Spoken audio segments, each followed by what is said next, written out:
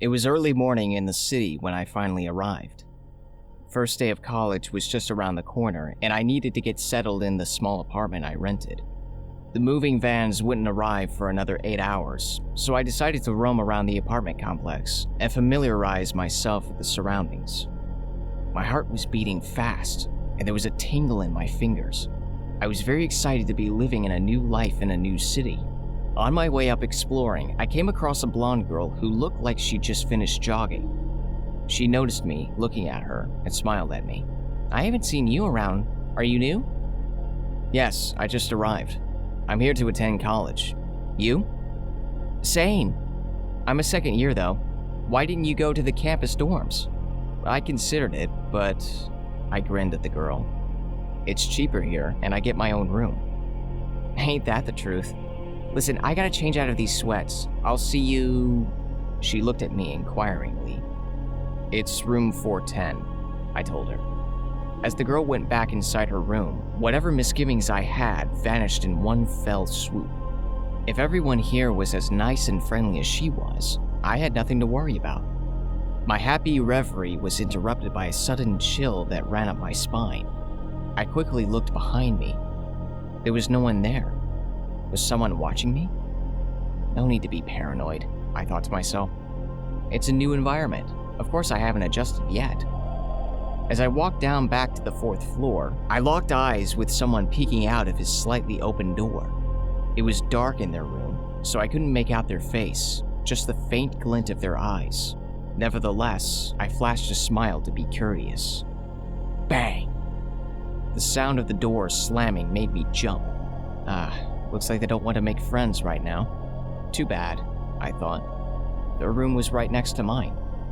My things didn't arrive that day because of a mix-up with the schedules. I had no choice but to spend my first night in a virtually empty room. That night, I watched videos on my phone and scrolled through Facebook until 11:30. Then I tried to fall asleep when I heard something from the wall next to my bed. Knock, knock, knock. It should be coming from the room next to mine, where that shy person lived. I knocked back on the wall in reply. Knock, knock, knock. "Hi, neighbor," I said through the wall. I wonder if my neighbor heard me, but the knocking had stopped anyway. After a period of silence, I fell asleep.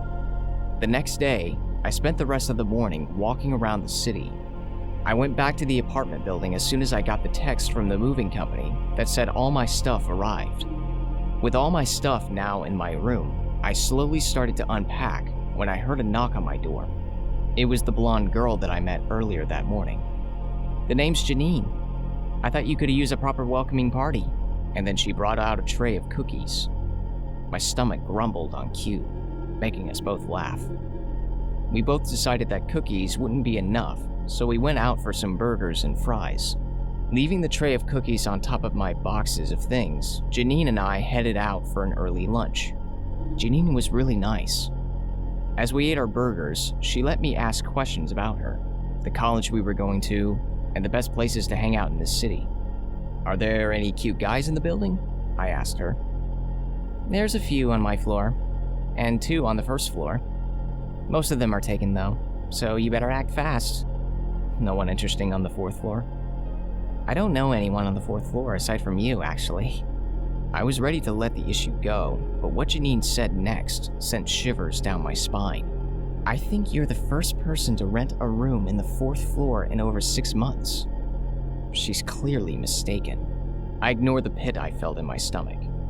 I can't expect her to track everyone in the building, I rationalized. Later, as we walked back to my room, my eyes darted on my neighbor's door. There seemed to be damp footprints leading out of the door. As I followed the trail of dampness, my heart skipped a beat as I saw the footprints lead into my room with the door now ajar. My blood ran cold. Janine swore out loud. "Did you forget to lock your door?" she asked. She obviously didn't see the footprints. I wordlessly went inside my room, Janine following closely by. My boxes were all slashed open. My clothes and books littered the floor.